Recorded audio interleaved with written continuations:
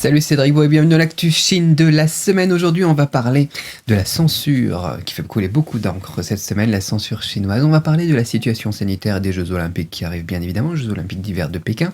Et on va parler de la situation géopolitique plutôt tendue alors que beaucoup parlent d'une guerre avec la Russie.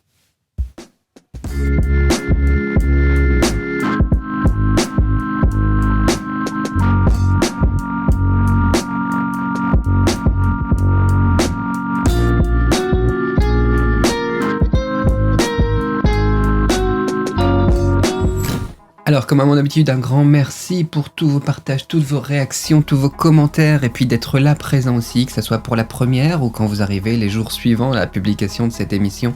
Ça fait super plaisir de vous retrouver chaque semaine, à chaque fois le dimanche vers 18h sur YouTube. Donc un grand merci, encore une fois, merci d'être là, merci de participer un petit peu à une autre vision de l'actualité, de la géopolitique du monde, qui analyse à la fois la propagande occidentale et la propagande orientale. Petit bonus cette semaine, j'essaie de vous faire un petit bonus chaque semaine. Cette semaine, j'ai envie d'accompagner les personnes qui veulent s'expatrier en Chine, en Asie en règle générale, mais surtout en Chine, Hong Kong et Taïwan. Donc Chine continentale, Hong Kong, Taïwan. C'est quelque chose qui me tient beaucoup à cœur. Si vous avez un projet d'expatriation, regardez le lien dans la description. C'est fait pour vous. J'ai reçu des témoignages poignants ces dernières semaines. Des personnes qui n'ont pas vu leurs enfants depuis 2 ans, des personnes qui ont envie de partir, qui ne peuvent pas partir, qui ne sont pas non plus au courant des dernières spécifications pour les visas, pour travailler, etc. Et donc, j'ai envie de vous accompagner dans ce projet. Donc si vous vous retrouvez là-dedans, si ça vous touche, si ça résonne chez vous, regardez le lien dans la description. Maintenant, on passe aux 3 actus de la semaine. Le premier sujet, c'est Fight Club, le film Fight Club qui a été, entre guillemets, censuré en Chine. Voilà ce que nous disent les médias et ça fait couler beaucoup d'encre. Donc Fight Club, la fin du film Fight Club a été changée en Chine et maintenant, le film original n'est plus. Ce qui est totalement faux, bien évidemment, comme à l'habitude des médias occidentaux, quand il se passe quelque chose sur une plateforme, sur un truc en Chine, on va nous dire, voilà, en Chine, Fight Club est censuré. Ce qui est totalement faux. C'est uniquement, donc on a certains journalistes qui l'ont fait un petit peu plus, cet effort d'aller rechercher aussi et de donner des vraies informations. Mais la plupart nous ont dit, voilà, Fight Club en Chine, la fin c'est changé, et puis voilà, c'est censuré. Alors qu'en fait, c'est que sur une seule plateforme de streaming, que moi je n'utilise pas d'ailleurs, donc du coup j'ai même pas vu cette nouvelle fin.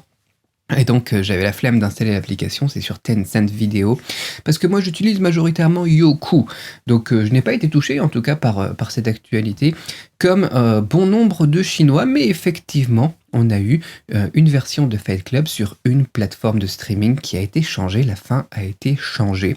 Donc il faut savoir que déjà les Chinois ne sont pas dupes et l'information a été vite découverte sur les réseaux sociaux, etc. parce que les Chinois peuvent s'exprimer, mais ça on va pas insister là-dessus, que l'information venait justement du peuple chinois lui-même qui disait bon c'est un petit peu abusé, etc. Là où c'est rigolo par contre après c'est sur la réaction du créateur de cette histoire. Là, c'est intéressant, ce qui m'a fait rire, moi, parce que du coup, j'ai cherché un petit peu les informations. On m'a demandé, Cédric, est-ce que c'est vrai, est-ce que c'est pas vrai? Donc bon, j'ai tout de suite fait mon truc, oui, c'est vrai, mais c'est juste sur une seule plateforme en Chine, et c'est pas, tout le monde n'est pas touché, et le film n'a pas été banni au final, quoi. Donc voilà, ça, c'était ma réponse première, et puis j'ai commencé à creuser, et je suis tombé sur l'auteur du livre de Fight Club, qui a inspiré le film et sa réaction, parce qu'au final, il est touché, le bonhomme. C'est son livre, c'est son œuvre.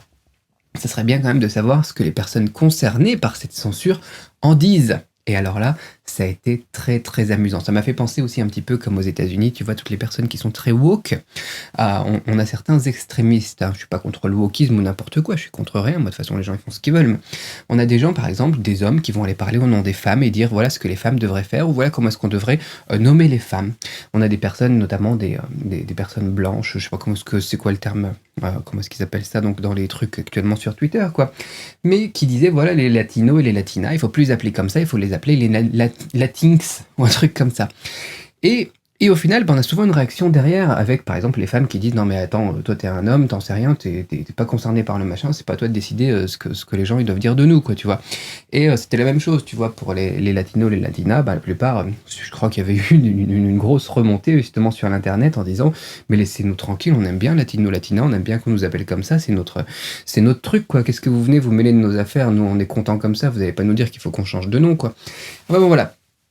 Là, on est un petit peu dans la même situation où au final, eh bien, la personne qui est la plus touchée par ça, la censure de son œuvre, eh bien, elle réagit, mais on n'en parle pas. On n'en parle pas, tout le monde en parle dans les médias, mais on va pas parler un petit peu de l'œuvre originale, comment c'était d'ailleurs la fin du film, comment c'était la fin de l'histoire, pardon, dans le livre, et sur ce qu'il en pense lui. Et c'est normal, parce que justement, l'auteur a réagi. Donc moi, j'ai pu retrouver une interview de lui sur TMZ qui a été reprise par plusieurs petits médias, malheureusement pas par des médias de masse, et qui disait que, au final, la fin du film maintenant par la version donc chinoise modifiée sur cette plateforme de streaming était beaucoup plus proche de la version originale de son œuvre à lui.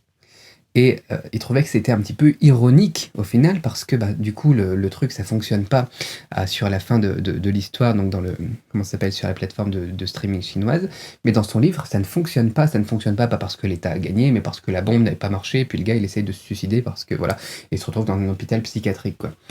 Mais au final il disait c'est rigolo parce que les Chinois ils ont changé cette version du film et maintenant c'est quasiment aligné avec l'histoire originale du livre. Contrairement à la version de Finchers, la version que tout le monde connaît au final, qui était voilà spectaculaire et tout, ça faisait joli pour les effets spéciaux et tout ça, mais au final, qui s'éloignait de l'histoire. Qui s'éloignait de l'histoire, parce que dans la vraie histoire, le plan de détruire la civilisation, au final, il ne fonctionne pas.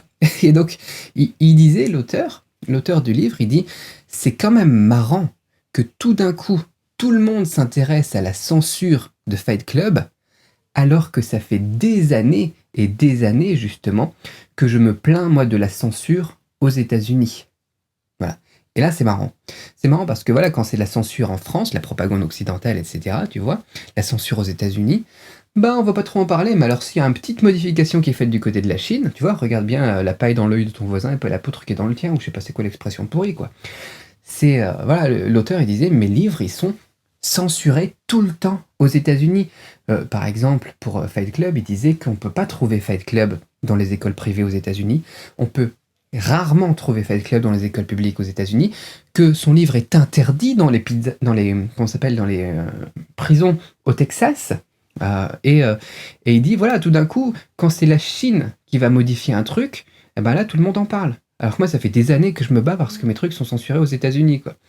Donc voilà, ça m'a fait rigoler encore une fois parce que l'actualité, c'est pas tant la censure de Fight Club, c'est plus une bataille de propagande encore une fois entre deux puissances géopolitiques et on a l'habitude maintenant, on commence à avoir l'habitude, mais c'est ironique, tu vois. C'était quoi le terme qu'il disait? C'était ironique ou je sais plus quoi. Attendez, je reprends l'article, mais ouais, c'est ça, c'est ironique. C'est ironique qu'il disait donc l'auteur du livre. Que tout d'un coup, voilà, quand c'est les Chinois, par contre, tout le monde va gueuler, quoi. Et curieusement, ça ne m'étonne pas. Parlons maintenant de la situation sanitaire et des Jeux Olympiques. Alors, il n'y a pas énormément à dire, en fait, au niveau de la situation sanitaire et des Jeux Olympiques. On a eu quelques cas du variant Delta du côté de Schwefenre, qui est donc en bordure avec la Russie. On a eu quelques cas d'Omicron, Omicron, ou je sais pas quoi, là, du côté de Hangzhou. On a un confinement du côté de Xiong'an. Et c'est tout. Au final, il s'est pas passé énormément de choses au final, mais ça fait partie de l'actualité, il faut le dire, quand il se passe rien, ou bien quand la situation s'améliore. Là, on va dire que la situation sanitaire à l'approche des JO d'hiver de Pékin qui commence le 4 février, et à la veille du Nouvel An chinois, qui est le 1er février, donc on fait la fête demain. C'est demain, c'est le réveillon qu'on fait la fête, faites attention, faites pas la fête le 1er février, ça fait pas de sens. Et au final, la situation est plutôt stable. Le problème, donc, c'est que la stabilité, ça veut dire que ça s'améliore, en fait, pour l'instant. Donc, on va continuer à surveiller tout ça et puis je vous tiendrai au courant dans les prochaines émissions. Mais ça me paraissait important de faire un petit point là-dessus. Donc sur la question de Xiong-Han aussi qui a fait, voilà, c'est un coin important pour la politique chinoise, pour l'avenir en tout cas de la politique chinoise. Et du coup, les médias ont essayé de titiller un petit peu la Chine de ce côté-là, dans les publications, donc dans les actualités, mais rien de bien passionnant à dire, à développer en tout cas sur le sujet pour le moment. Actualité suivante du coup. Et je voulais faire un petit point sur la géopolitique avant de parler un petit peu de tout ça, parce qu'on a les Jeux Olympiques qui arrivent. Donc géopolitiquement parlant, c'est pas terrible pour commencer une guerre de la part de la Russie, donc on ne sait pas ce que ça va donner maintenant, mais je sais que c'est un petit peu tendu en ce moment au niveau géopolitique avec Ukraine, comment ça s'appelle, Russie, OTAN, compagnie. Mais voilà, j'avais quelques points que je voulais évoquer avec vous quand même. Bon, déjà, s'il y avait une tension, on sait que la Chine et la Russie se rapprochent quand même fortement. Après, ça fait des années que l'Occident, l'Europe, l'OTAN, les États-Unis, disent qu'il faut faire attention, justement, que la Russie et la Chine ne se rapprochent pas trop l'un l'autre. Mais en fait, ils font tout pour que la Chine et la Russie se rapprochent. Ça me fait penser d'ailleurs qu'ils parlaient justement aussi de retirer l'accès au système de paiement SWIFT de la Russie. Alors, qu'est-ce que vous pensez qu'il va se passer si on fait ça ? La Russie, qu'est-ce qu'elle va faire ? Elle va trouver un autre système, elle va s'allier avec d'autres personnes, avec les BRICS notamment, tu vois, avec la Chine, avec les pays du Sud-américain, et voilà, quoi. Et ils vont développer leurs propres moyens de paiement, en plus avec tout ce qui se développe au niveau de la crypto et compagnie. Voilà, la Russie, au final, elle va pas dire « Oh non, ne nous privez pas du système SWIFT, qu'est-ce qu'on va faire ? Mince alors, du coup, on va arrêter de s'énerver lorsque vous mettez des bases militaires au bord de nos frontières et puis on va vous laisser faire tout ce que vous voulez. » Bien sûr que non. C'est complètement stupide. Qu'est-ce qu'ils vont faire ? Ils vont essayer de trouver une alternative, tout simplement. Même s'ils doivent se tirer une balle dans le pied pour commencer, au final, ils n'ont pas tellement de choix. Si la Russie, et même s'ils ne privent pas maintenant la Russie du système SWIFT, la Russie, elle a tout à gagner à se protéger pour l'avenir, parce que maintenant, ils savent qu'un jour, ils pourraient très bien être bloqués du système SWIFT et puis avoir un problème au niveau des paiements internationaux. Donc, qu'est-ce qu'ils vont faire ? Ils vont encore plus se détacher du dollar et ils vont essayer de trouver encore plus de solutions pour avoir des systèmes alternatifs de paiement. Que ça passe par de la blockchain, que ça passe par quelque chose que la Chine ou les autres pays des BRICS développeraient, tu vois. Y a pas de... C'est stupide, au final, j'ai envie de dire, de menacer la Russie comme ça et de la forcer à trouver des solutions alternatives à ce que toi tu proposes, quand ton objectif, justement, c'est d'essayer qu'elle fasse partie un petit peu de ton équipe, qu'elle soit de ton côté, quoi. Ils font que de rejeter la Chine et la Russie tout le temps. Et après, ils vont s'étonner que la Chine et la Russie s'allient, et ils vont s'étonner que la Chine et la Russie trouvent des solutions alternatives. Ça fait pas beaucoup de sens. Dites-moi ce que vous en pensez dans les commentaires, mais moi je trouve ça un petit peu ridicule parce que, voilà, à chaque fois qu'il faut une menace comme ça, la Russie, elle va aller forcément travailler à des solutions alternatives et à trouver des solutions pour l'éventuel cas où ça se produirait, quoi.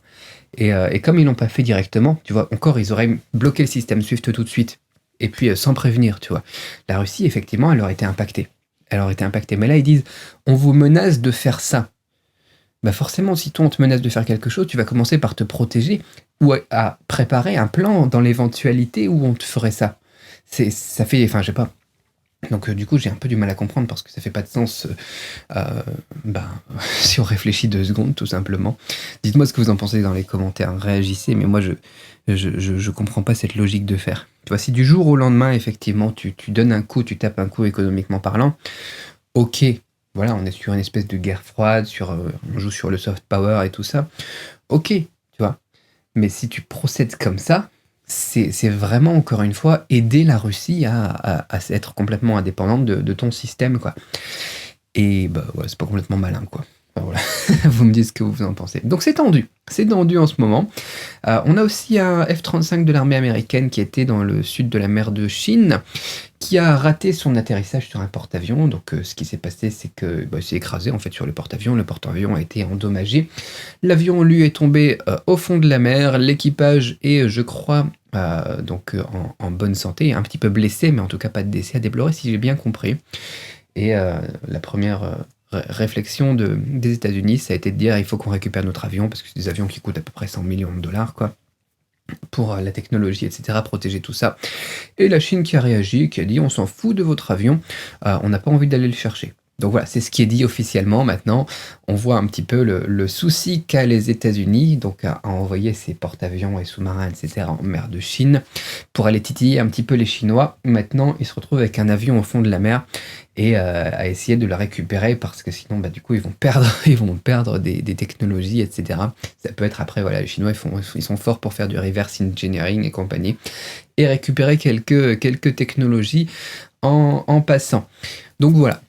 Dites-moi ce que vous en pensez aussi là de ce côté-là, mais c'est vrai que c'est un peu bête d'avoir voilà, l'armée américaine qui va aller faire des démonstrations de force chez les gens au final, hein, donc à l'autre bout du monde, et qui au final se retrouve à essayer de résoudre des petites problématiques comme ça parce qu'ils ont un petit peu merdé.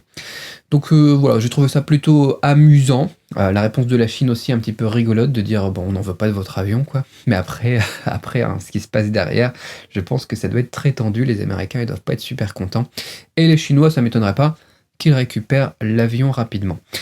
Alors voilà. Au final, une semaine plutôt calme. Du moins, rien de ce qu'on pouvait pas vraiment prévoir, j'ai envie de dire rien de vachement transcendant, complètement étonnant. On continue à surveiller la situation sanitaire. On a les Jeux Olympiques qui commencent donc dans 4 jours. Je crois que la flamme, donc tout est maîtrisé de toute façon, c'est tout fait de manière très en huis clos presque, on va dire, à partir du 2 février, donc du 2 au 4 si je ne m'abuse, et ensuite on part sur les Jeux Olympiques, donc on va surveiller ça, et en parallèle on va surveiller un petit peu la situation géopolitique qui est plutôt tendue en ce moment aux frontières de l'Europe avec la situation en Ukraine. Voilà, donc si vous avez des news, en tout cas vous me les envoyez aussi, comme ça on en parle dans la prochaine émission, mais je reste du coup à surveiller la big picture, j'ai envie de dire, on surveille de loin. Et s'il se passe vraiment quelque chose de très très important, je ferai peut-être une vidéo en plus de celle du dimanche. Sinon, eh bien on se retrouvera dimanche prochain. Et voilà, réagissez, partagez encore une fois, dites-moi ce que vous en pensez de toutes ces aventures qui se passent donc entre nos superpuissances, entre nos gouvernants et les gouvernants de l'autre bout du monde. Partagez tout ça, réagissez dans les commentaires, laissez un petit like, ça fait toujours plaisir. Et si vous en avez un petit peu marre de tout ça et que vous avez envie d'aller découvrir d'autres cieux, j'ai envie de dire voir un petit peu si l'herbe est pas plus verte ailleurs, par exemple aller en Chine, à Taïwan, à Hong Kong, pour le voyage ou pour le long terme maintenant, dites-le moi, regardez ce que je vous propose dans la description, et puis on se retrouve là-bas, je vous accompagne pour vous aider à vous expatrier.